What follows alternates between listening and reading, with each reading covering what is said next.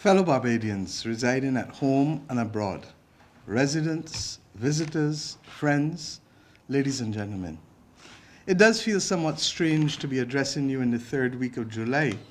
This is normally when we would be running into each other at a crop over fete or some other summer-related festivity.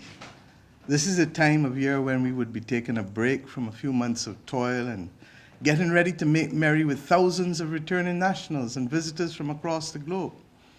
The fact that none of this is evident in the country today, and rather that we are being forced to review and rescind renewed freedoms and privileges, tell us that we're living in strange times. The fact that our Meteorological Services Department is warning of an approaching storm, not in August, not in September, not in October, but in this third weekend of July, is also telling us that we are living in very unpredictable times. We are being constantly tested to adapt to new ways of doing things and to think and act outside the box in our approach to challenges. And you've heard me say that to you over and over. As was in the case of the coronavirus, there is no textbook which one can consult for guidance. There are also few, if any, experts upon whom one can call for guidance based on experience and knowledge. My friends, the term uncharted waters has now become a permanent feature of our lexicon. History is not as insightful in several instances as was formerly thought to be.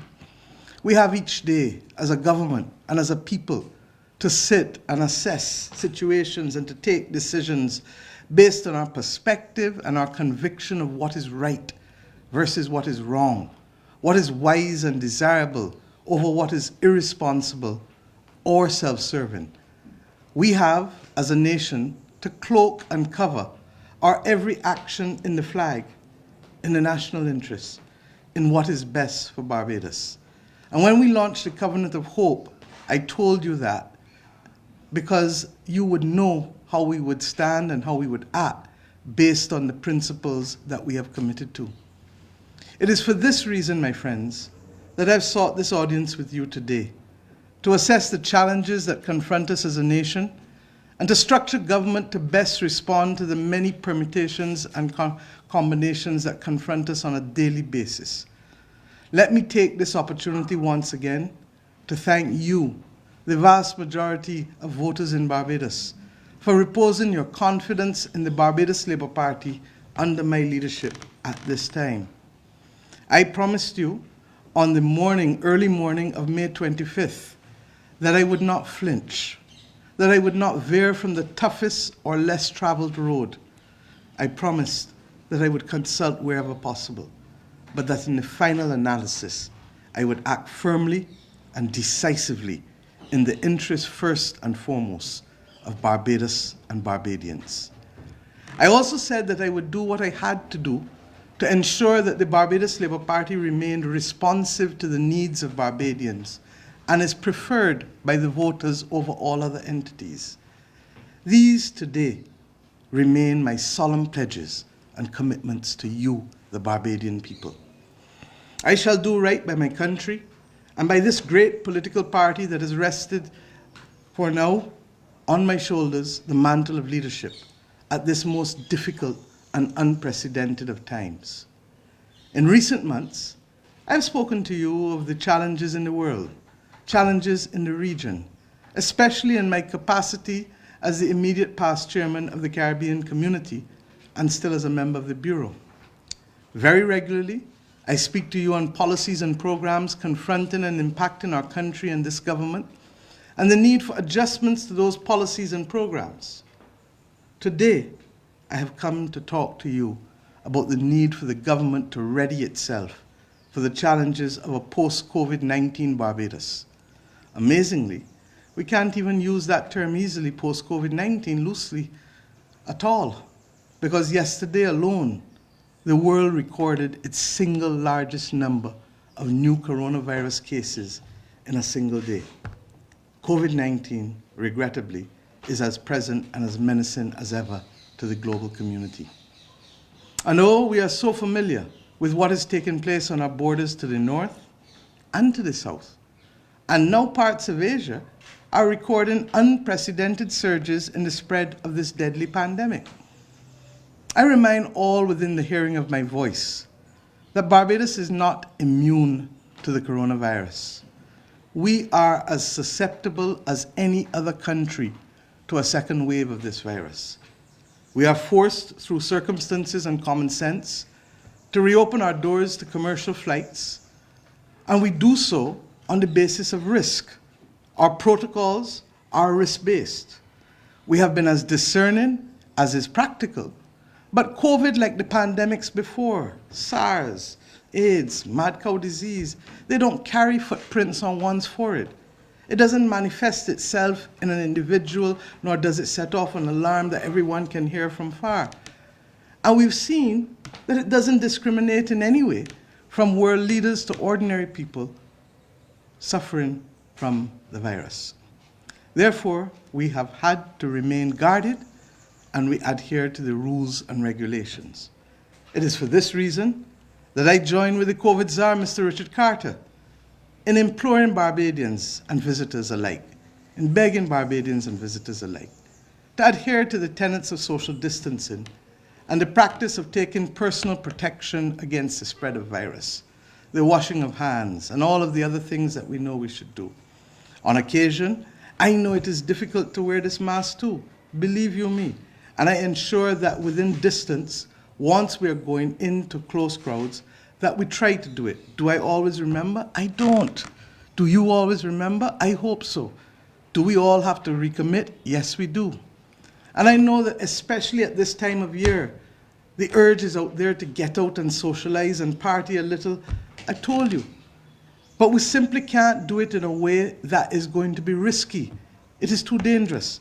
And where we have asked persons and given persons the opportunity to congregate, we want them to do so in a way that is safe, and certainly not with the pictures of them up underneath each other, because you can have a good time, but put your hands out and dance to make sure that nobody comes close to you, behind you, or in front of you. It's against this background I've told the Tsar and the other authorities to play it safe and to clamp down on those institutions that do not understand what we have said with respect to the protocols and are not enforcing the requirements that the protocols require and which we have shared with the population. And it's not out of a desire to be wicked or to be malicious to people, but you have to take responsibility for your facilities if you want to be able to have persons patronize them. And we ask you, therefore, work with us, because we know that the bounty is at the end of the road if we work together as a people. But as I was saying, the government itself is readying and repositioning itself for the challenges that confront us, and for those that we anticipate will present themselves in the coming months and years. COVID will be with us for a little while, and we have to plan our defense. And we have to plan our defense not only with respect to the health aspects of it, but also with respect to the consequences to the economy and the quality of life for all Barbadians. My first point of introspection, therefore, is my cabinet. Being Prime Minister, believe you me, has its challenges, and among them is the need to ever so often step aside and to watch, to observe, to step aside, to analyze, to consider how best we may operate in the circumstances that present themselves to us. Circumstances, as we are seeing both with COVID and with the storm, that are beyond our natural control. This is the point at which I have now reached, my friends, as your Prime Minister. I've had the benefit of 2 years of watching and observing, and I've also had the responsibility of preparing and planning for the uncharted path that lies ahead. I want to announce that as a result, the government has determined that it is necessary that we take fresh guard, and the Parliament of Barbados will be prorogued on the 8th of August 2020, with us resuming in a new session on the 15th of September with a new throne speech and with a new direction as to where we must go in order to meet these extraordinarily different circumstances from the original throne speech of 2 years ago. Accordingly, I have today met, Wednesday, July 22nd, with Her Excellency the Governor-General, Dame Sandra Mason, and have advised Her Excellency to effect some changes as would allow for the following new-look Cabinet of Ministers of Barbados. We must position this country in order to be able to transform itself and to become world-class. And it is against this background that we are making the changes to the structure of government so as to better prepare us to meet the challenges ahead. With respect to the positions, clearly I will remain as Minister of Economic Affairs, Finance, Economic Affairs and Investment. The Honourable Dale Marshall, QC, remains as the Attorney General and Minister of Legal Affairs with responsibility for police still. The Honourable Santia Bradshaw remains as Minister of Education, Technological and Vocational Training, as she was. Senator the Honourable Dr. Jerome Walcott remains Minister of Foreign Affairs and Foreign Trade. Lieutenant Colonel Jeffrey Bostic, Minister of Health and Wellness, he remains. The Honourable William Duguid shall now become Minister of Housing, Lands and Maintenance. The Honourable Ronald Toppin remains Minister of Industry and International Business. The Honourable Kerry Simmons will now become Minister of Energy, Small Business and Entrepreneurship. The Honourable Cynthia Ford remains as Minister of People Empowerment and Elder Affairs. I've invited Senator Lisa Cummins to become Minister of Tourism and International Transport. And I've also invited the Honourable Ian Goodinedgell to become Minister of Transport, Works and Water Resources. The Honourable Adrian Ford becomes Minister of the Environment and National Beautification. The Honourable Wilfred Abrams becomes the Minister of Home Affairs, Information and Public Affairs. The Honourable Ryan Strawn remains as Minister in the Ministry of Finance, and the Honourable Marcia Cadell remains Minister in the Ministry of Economic Affairs and Investment. The Honourable Sandra Husbands, Minister in the Ministry of Foreign Trade, as she was. The Honourable Colin Jordan remains as Minister of Labour and Social Partnership Relations and the Third Sector.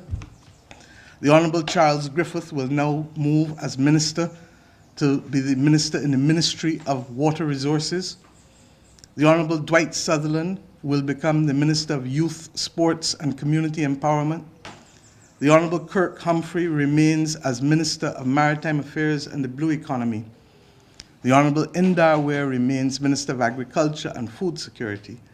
The Honourable Peter Phillips goes as Minister in the Ministry of Agriculture and Food Security. And the Honourable John King becomes Minister in the Prime Minister's Office, with Culture coming to the Prime Minister's Office and Rural Development Commission, with an intention that, as we know, the Rural Development Commission and the Urban Development Commission moving to become a National Development Commission and bringing both of those entities together as one, as we had discussed previously. The Honourable Senator Rommel Springer is Parliamentary Secretary in the Ministry of Education, Technological and Vocational Training. And of course, Senator Kay McConney remains Minister of Innovation, Science and Smart Technology.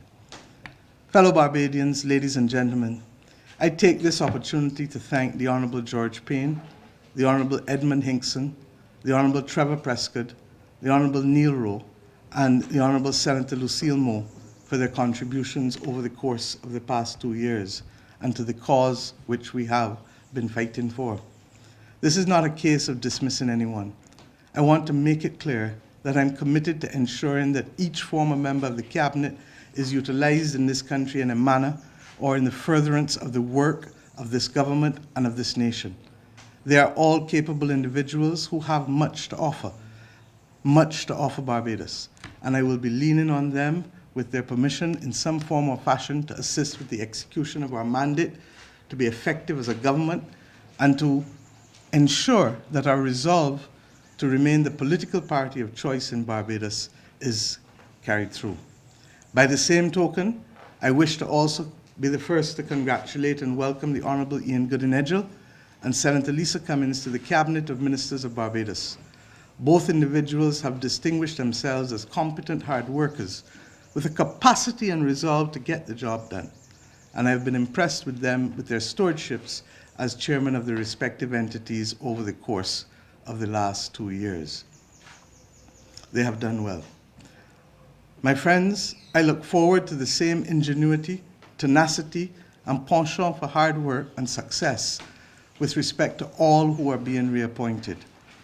Fellow Barbadians, friends, and well-wishers, these are but the first in a series of measures to reposition ourselves and to reposition as a result of the adjustments that I will be making to ready Barbados for the challenges of the new reality that confronts us as a nation.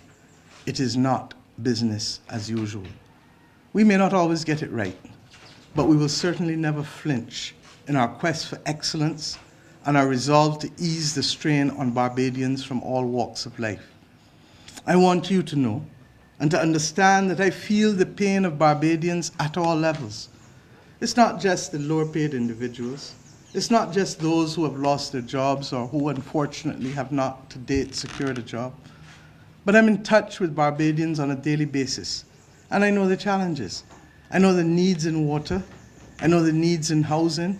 I know the needs in small business development.